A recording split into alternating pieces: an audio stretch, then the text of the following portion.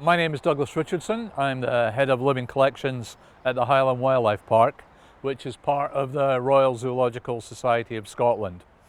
The Scottish Wildcat is a key Scottish natural history icon, and it's one that is disappearing very, very rapidly. The wildcat used to be threatened because of hunting, or because of persecution. But that is no longer the case, but it's actually rarer than it's ever been because of the threat that's faced from domestic cats. And the problem is, it's not disease, it's not humans, it's crossbreeding, it's hybridizing with domestic cats. And so the Scottish wildcat is disappearing from our landscape almost by dilution. And so eventually the wildcat will no longer exist, or certainly the animal that we recognize as a wildcat will no longer exist. So the Zoological Society of Scotland is actually looking at addressing the problem from a number of different directions. At our flagship base, if you like, down at Edinburgh Zoo, we have a state-of-the-art genetics unit.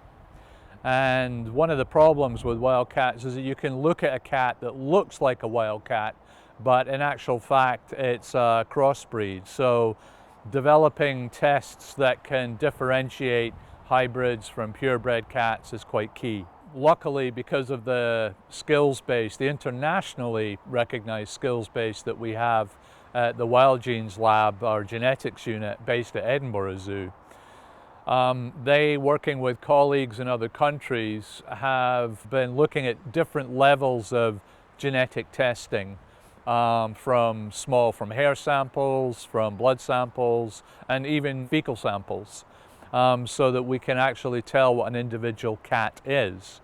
Ideally, we like to be as non-invasive as possible, so being able to identify a cat from a hair sample or a fecal sample is obviously certainly preferable from the individual cat's point of view. From a more nuts and bolts point of view, we have a huge amount of expertise when it comes to actually managing the cats in a captive environment. And so we're looking to enhance our captive breeding program within the park for wildcats, both on exhibit, which is where we're standing at the moment, is the main area where our visitors see the cats. But we're looking at developing large off-exhibit enclosures so that when reintroduction becomes a possibility, we will have cats that actually have the behavioral skills to return to a wild lifestyle. But unfortunately at the moment, the only surefire way of protecting the wildcat is actually to have a secure captive population. And that is one of the main things that we're intending. For more information on how you can assist us in saving the Scottish wildcat, please go to our websites for both the Royal Zoological Society of Scotland and the website for the Highland Tiger. Thanks very much.